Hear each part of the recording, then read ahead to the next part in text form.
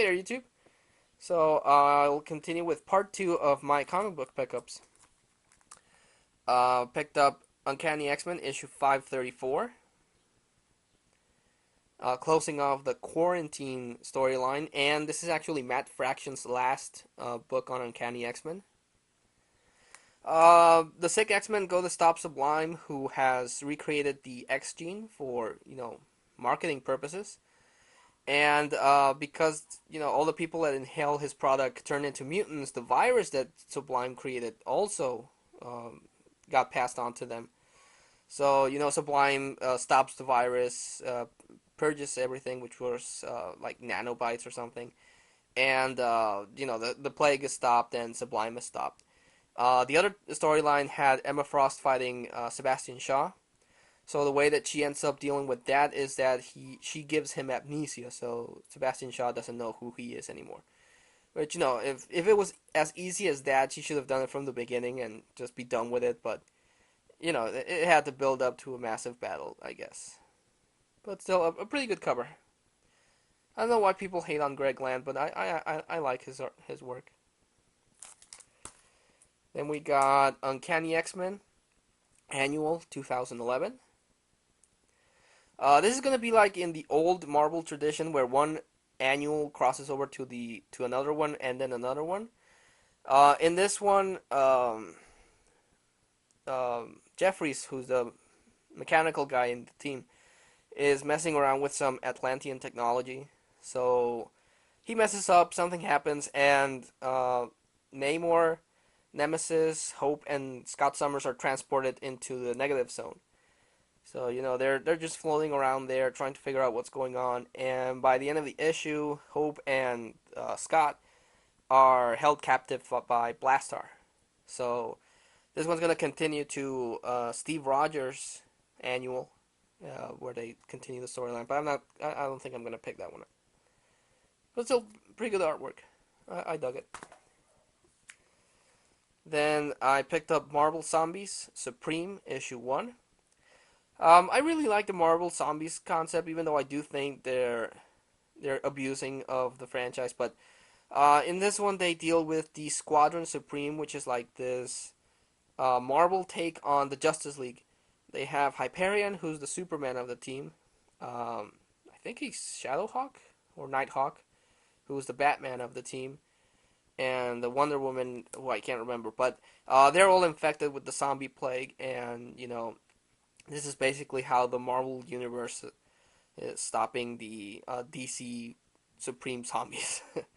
But I don't know. I like the Marvel zombie. I like the concept of zombies in general. So I pick up a lot of the Marvel zombies thing. It's actually a good read. And the story continues in Supreme 2.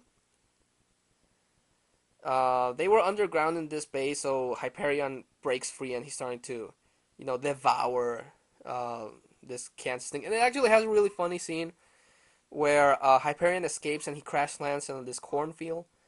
And then this old couple, it kind of looks like Jonathan and Martha Kent, go to him and he like devours them. I thought that was a really funny in joke. So yeah, really digging that.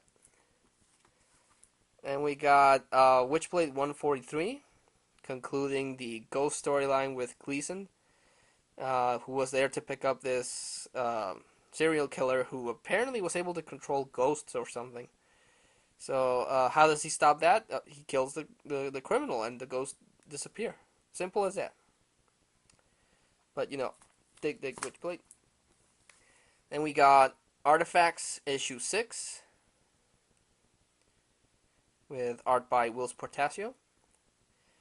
They're still trying to find Hope. Cyberforce fights with the magical team, and by the end, they killed Aphrodite 4 and figure out that they're basically on the same side. So, now it's a team up between them and Cyberforce against this new baddie that appeared out of nowhere. So, I don't know what's going on there, but still a good issue. Then I got Wonder Woman issue 608. A nice red cover. Wonder Woman comes back to her safe house, only to find that all the Amazons there were killed by Giganta, Cheetah, and Artemis. So she's fighting them, and these three spirits tell her that she can't give in to her rage. She has to be better than that because that's the only way that they're gonna defeat that she's gonna defeat the Morrigan. So she's fighting them. She takes out Giganta, and she's being beaten up by the cheetah. And something they've been showing is that someone knows that the timeline isn't right. He's been painting pictures and has made these Wonder Woman toys from the original timeline. So by the end of the issue, it's revealed that it's Doctor Psycho, this short guy that has psychic abilities. Apparently, he's the only one that remembers the original timeline. So I don't know how he's gonna play into that, but still, I still dig what they're doing with Wonder Woman. Then I got this free sample of Fear Itself sketchbook. It's basically just like the name implies, a sketchbook of the artwork by Stuart Immonen for the new Fear Itself storyline or miniseries. I'm sorry, and I don't know what to say about this one. I have this problem with Marvel crossovers. The concept seemed cool, like Secret Invasion seemed cool, but then the execution just falls flat. Uh, same thing with Civil War. I thought it was cool at the beginning, but then it kind of ended very very cheaply. And the other thing is that they really, other than House of M, they don't really seem to have that many big lasting effects. I mean, House of M wiped out with a bunch of the mutants, and they're still trying to fix that. So House of M did have a big impact on the Marvel universe, but Civil War, sure, the heroes were fugitives for a while, but then when Siege came around, Steve Rogers, fixed that, so no more problem. And that kind of was a bummer, but Matt Fraction is gonna write Fear Itself, so that might be a big thing. And the Asgardian God of Fear is gonna start doing things, and he's gonna pick these avatars, which are one looks like the Hulk, the other one looks like the Juggernaut, and then another guy I don't even have any idea who he's supposed to be, but I don't know. The concept and the previews look interesting, so I'll definitely pick it up. But I hope it actually is cool and doesn't fall flat like most of the Marvel crossovers.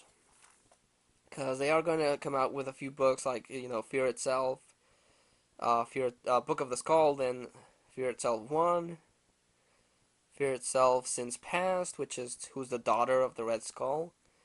Then we got Fear Itself The Homefront, Invincible Iron Man, and Journey into Mystery with Thor. So,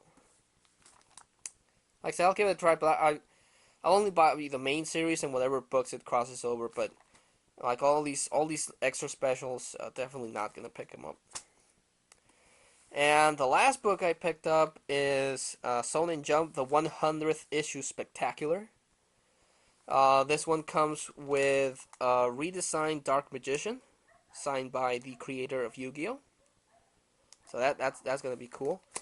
And it has a crossover between One Piece and Dragon Ball. Goku actually meets up with Luffy, so that's pretty awesome right there. Since Dragon Ball and I love Dragon Ball because it's the only series that actually progressed through the years. I mean, Goku started as a kid, he went into his teens, he got married, he had kids, he died, he came back, he died again. So I wish comic books were like that. Not that fast, but that the character would progress as time went on. So love Dragon Ball and One Piece. Awesome manga. Just really like all the characters and the zaniness.